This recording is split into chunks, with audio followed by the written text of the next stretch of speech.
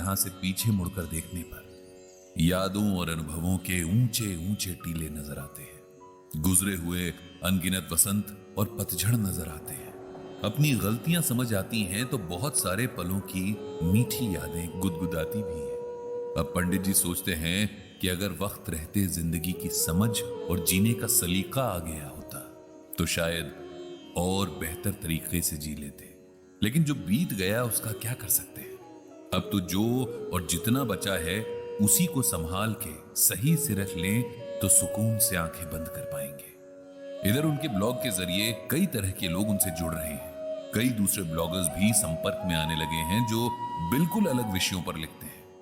पंडित जी को नए नए लोगों से ये जुड़ाव और उनके जरिए मिलने वाली जानकारियां काफी भा रही हैं। उनके मित्र ब्लॉगर्स ने एक योजना बनाई कि क्यों ना सभी लोग वास्तविक दुनिया में भी मिलें, एक दूसरे से परिचित हों, क्योंकि अभी तक वे सिर्फ एक दूसरे को इंटरनेट से ही जानते थे। लगभग सभी को यह विचार बहुत पसंद आया। तय हुआ कि एक खास दिन पर एक शहर तय करके सब वहां पहुंचेंगे और एक मिलन समारोह किया जाएगा।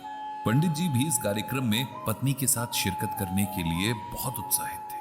उनके शहर से एक युवा ब्लॉगर भी थे जिन्हें इस कार्यक्रम के लिए निमंत्रण मिला था और वे पंडित जी के साथ ही ट्रेन से इस कार्यक्रम के लिए जाने वाले थे। सभी सुन, जब पंडित जी इस महाशय से रेलवे स्टेशन पर मिले तो उन्होंने बड़ी गर्मजोशी से पंडित जी का अभिवादन किया। इस युवक का नाम रोहित था। पंडित जी और उनकी पत्नी को भी इस जोशीले लेकिन सभ्य युवा से मिलकर खुशी हुई। ट्रेन में बैठते ही जो रोहित की बातें शुरू हुई तो सीधे कार्यक्रम स्थल पर पहुंचकर ही खत्म हुई। इन बातों में उसकी अब तक की जीवन कथा से लेकर उसकी अब तक की तमाम उपलब्धियों की दास्तान भी थी। रोहित ने अपनी कहानी कुछ इस तरह से सुनाई। रोहित का जन्म एक मध्यम वर्गीय परिवार में हुआ था जहां बहुत तंगी तो नहीं थी लेकिन हर खर्च बहुत सोच समझ कर होता था। बकौल रोहित वो पढ़ाई में बहुत तेज था और छोटी उम्र से ही ट्यूशन पढ़ाने लगा था। उसका कहना था कि उसने अपनी पढ़ाई का खर्च एक उम्र के बाद खुद ही उठाया था। फिर उसने स्कूल से निकलकर पढ़ाई छोड़ दी क्योंकि उसे लगता था कि कॉलेज की पढ़ाई इंसान को सिर्फ किताबी ज्ञान दे सकती है, जिंदगी जीने का हुनर नहीं सिखाती। इसीलिए उसने छोटी छोटी नौकरियां करना शुरू किया और दुनिया में जीने के तौर तरीके सीखने लगा। रोहित ने बताया कि उसने कम वक्त में ही खूब पैसे कमा लिए थे और उसके घर में उसकी वजह से वो खुशहाली आ गई जिसके सपने वो लोग हमेशा देखते आ रहे थे। फिर रोहित ने बताया कि उसने नए हुनर सीखे, 2 विदेशी भाषाएं सीखी और भी बहुत कुछ सीखा। फिर उसने जब इंटरनेट की दुनिया में कदम रखा तो यहां भी अपनी पहचान बहुत जल्द बना ली। उसे इस बात का बड़ा गर्व था कि इस कार्यक्रम में भी वो सबसे कम उम्र है। रोहित की बातों में बस अपना ही जिक्र था। पूरे रास्ते ना तो उसने पंडित जी से उनके बारे में पूछा न उनके काम के बारे में। मिलन समारोह बहुत अच्छा आयोजित किया गया था। देश के लगभग हर हिस्से से ब्लॉगर्स आए थे। एक दूसरे से जान पहचान बनाने में ही पहला दिन निकल गया था। अगले दिन सबको अपनी रुचि के विषय पर थोड़ा थोड़ा बोलने का समय दिया गया था ताकि लोग और अच्छे से एक दूसरे को समझ सके। रहने व खाने की व्यवस्था एक होटल में सबके आपसी सहयोग से की गई थी। अगले दिन पंडित जी नाश्ता करने के बाद होटल के लॉन में टहल रहे थे कि तभी वहां रोहित आ गया। वो हमेशा की तरह बहुत जोश में था। उसने पंडित जी से पूछा कि क्या वे आज भी गीता का कोई श्लोक सुनाएंगे जैसे अपने ब्लॉग में लिखते हैं। उसके सवाल में जैसे एक कटाक्ष था। फिर उसने अपने ब्लॉग के विषय में बताना शुरू किया। यूं तो उसके हिसाब से उसकी बेशुमार रुचियां थी, लेकिन आजकल वो विलुप्त होते पक्षियों की जानकारी अपने ब्लॉग के माध्यम से लोगों तक पहुंचा रहा था। उसके ख्याल में इस दौर में अब लोगों को आध्यात्मिकता की जगह व्यवहारिक ज्ञान की जरूरत थी।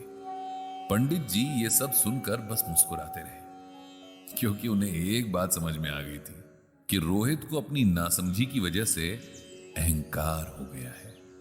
अपनी उपलब्धियों पर खुश होना सबका अधिकार है, लेकिन अपने आगे बाकी लोगों को तुच्छ समझना या उन्हें कमतर होने का एहसास करवाना अहंकार कहलाता है, जो कि मनुष्य जाति के सबसे बुरे गुणों में से एक है।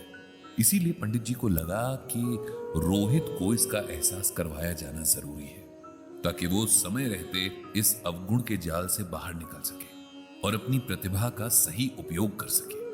कार्यक्रम शुरू हुआ और हर वक्ता के पास बोलने को कुछ बेहतरीन था। किसी के पास गांव देहात के किस्से तो किसी के पास किताबों की दुनिया की जानकारी, कोई कानून का ज्ञाता तो कोई कवि, किसी के पास दुनिया घूमने के अनूठे अनुभव तो किसी के पास इतिहास की गहरी जानकारी।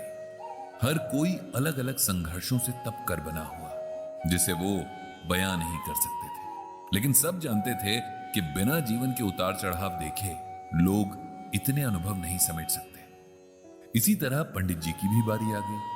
जीवन में कम ही मौके आए थे जब पंडित जी ने किसी मंच से लोगों को संबोधित किया था। दोस्तों की महफिलों में बात करना या ब्लॉग लिखना एक अलग बात थी। यहां एक अलग ही संकोच उन्हें महसूस हो रहा था, लेकिन उन्होंने साहस करके बोलना शुरू किया। संबोधन के बाद जो उन्होंने कहा वो इस तरह से था। आप सबके अनुभवों और जानकारियों को सुनते हुए मैं खुद को बहुत खुशकिस्मत मान रहा हूं कि आज यहां आपके बीच बैठा हूं। मेरे पास बताने को कोई किस्सा नहीं कि आप लोग हैरान हो, न कोई जानकारी कि आपको चकित कर सकूं। मैंने अभी तक एक बहुत साधारण सी जिंदगी जी है, जिसमें दाल रोटी की फिक्र और जिंदा रहने की जद्दोजहद है। रुचि के नाम पर बस एक ही है कि पढ़ने का शौक रहा, जो उम्र के साथ धार्मिक किताबों की तरफ ज्यादा हो गया। जो थोड़ा बहुत सुना, पढ़ा और समझा वो सबके साथ बांट लिया। ये तो आप जैसे लोगों का बड़प्पन है कि मेरे अधकचरे ज्ञान को भी सम्मान दिया और अपने बीच उठने और बोलने का मौका दिया। इसके लिए मैं आप सभी का शुक्रगुजार हूं। अब क्योंकि इस सभा का नियम है कि अपनी रुचि के विषय से कुछ सुनाना जरूरी है, तो मैं श्रीमद् भगवद गीता का यह श्लोक आप सबको सुनाना चाहता हूं। प्रकृतेः क्रियमाणानि गुणैः कर्माणि सर्वशः अहंकार विमूढ़ात्मा कर्ताहम् इति मन्यते।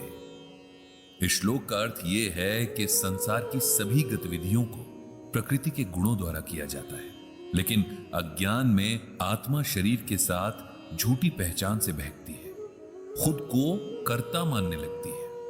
यहां भगवान श्री कृष्ण अर्जुन को समझा रहे हैं कि संसार के सभी कर्म प्रकृति द्वारा पहले से तय है। कौन क्या करेगा, कैसे करेगा, ये प्रारब्ध में बहुत पहले लिखा जा चुका है। ऐसे में जब आत्मा को लगता है कि ये सब उसके द्वारा हो रहा है, तब वो अहंकार से ग्रस्त हो जाती है, जबकि ये अज्ञानता की निशानी है। हम जीवन में क्या करते हैं, क्या नहीं, इसके प्रति सजग होने और अहंकारी होने में बहुत फर्क है।